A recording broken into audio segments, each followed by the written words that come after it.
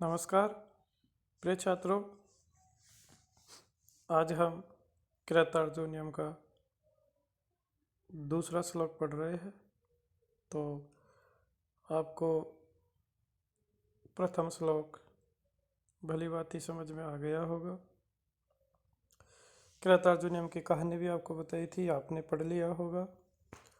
तो ठीक है, इसे शुरुआत करते हैं। आपको पता है वही इसमें भी वंशस्थी छंद है। तो आइए एक बार अपन वंशस्थ छंद में श्लोक का उच्चारण कर लेते हैं। कृत प्रणाम स मही मही भुजे जीता सपत्ने न निवेदयिष्यतः।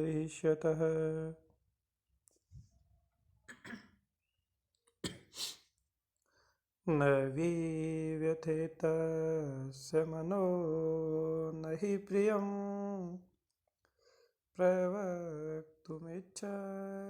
मृषा हितैषिण।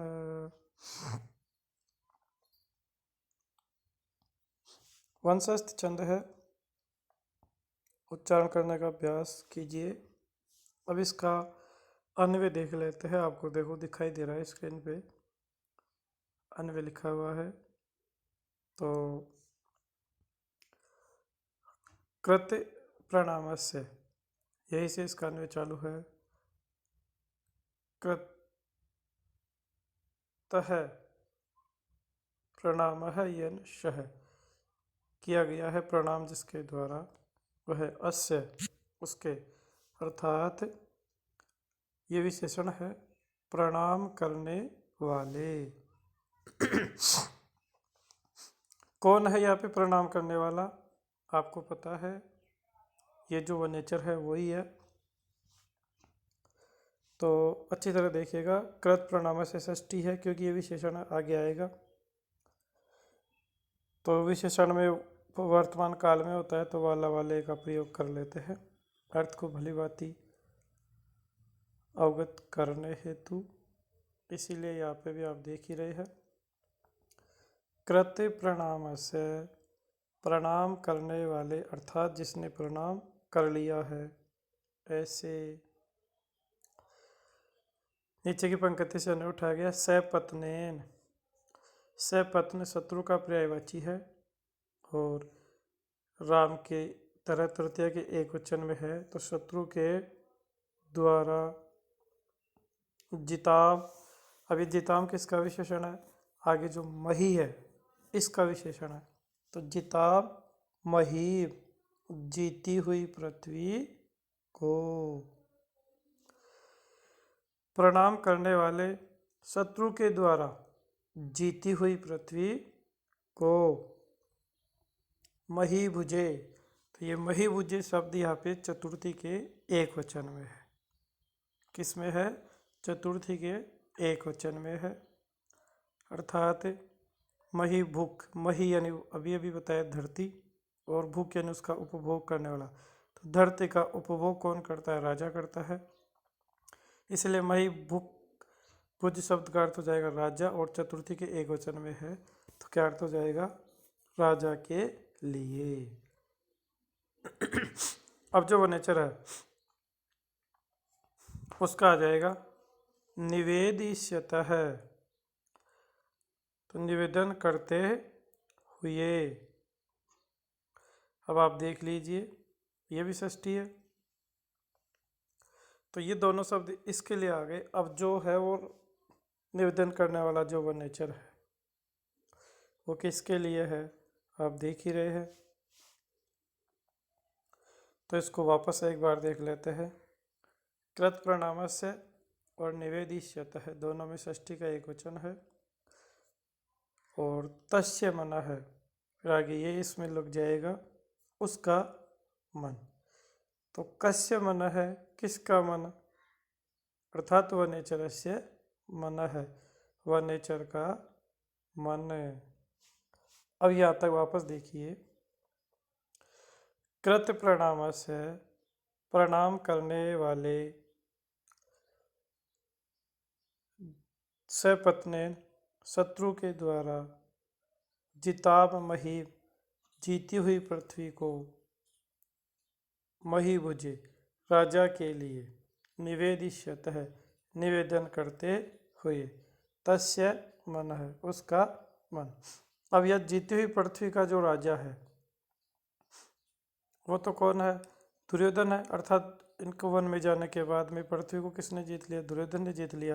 अब उसके बारे में जो वन्यचर है वो युधिष्ठिर को जो बताना चाह रहा है उसके विषय में यह कवि कह रहा है। तो एक बार एक साथ देख लेते हैं। यहाँ तक प्रणाम करने वाले और शत्रु के द्वारा जीती हुई पृथ्वी को राजा के लिए, अर्थात किसके लिए निवेदन करने वाले? युधिष्ठिर के लिए निवेदन करने वाले। किसके बारे में? दुर्योधन के बारे में। तो प्रणाम करने वाले शत्रु के द्वारा जीती हुई पृथ्वी को राजा के लिए निवेदन करने वाले, तस्य मन है, उसका मन, अर्थात वनेचर का मन। न विव्यथे, बिल्कुल भी विचलित नहीं हुआ। न विव्यथे यानी व्यथित नहीं हुआ, क्योंकि ही यानी क्योंकि, हितैषिण है, हितैषी ये बहुवचन में है। हित चाहने वाले लोग। मृषा अव्यय है, झूठ, प्रवक्तुम बोलना।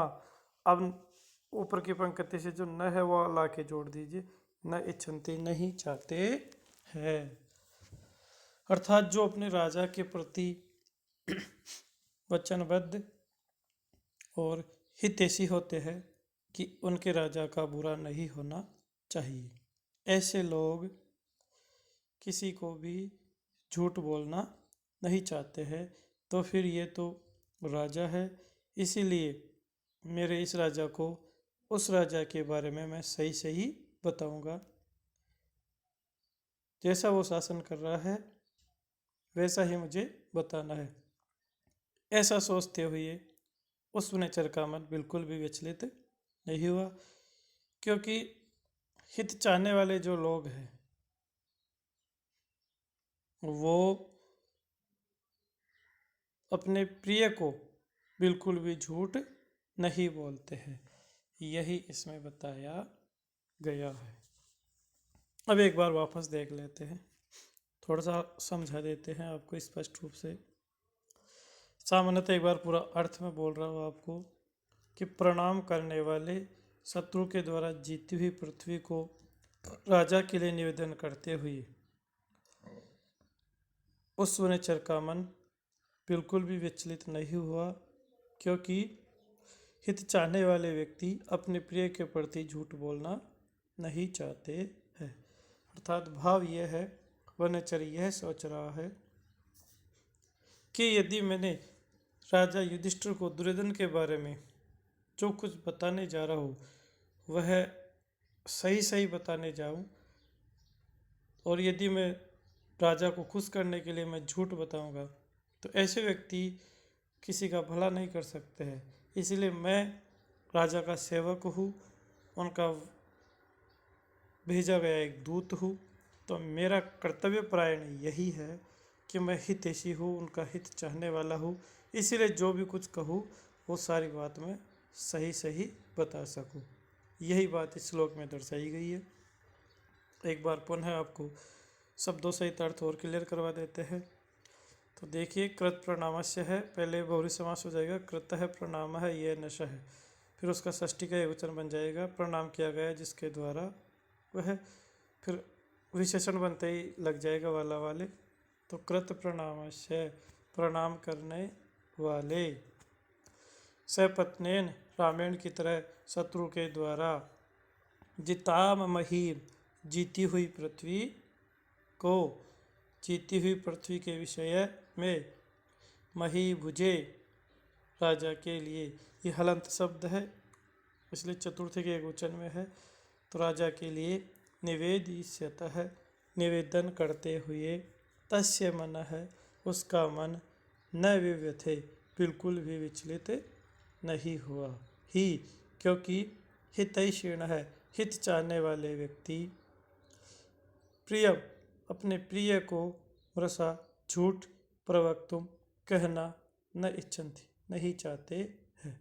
अर्थात जो जिसके लिए हित चाहता है वह उसके लिए कभी भी झूठ बोलना नहीं चाहता है। इसलिए जो वनचर कह रहा है वो सही सही कहने जा रहा है। क्या कहेगा आगे वाले श्लोक में आएगा।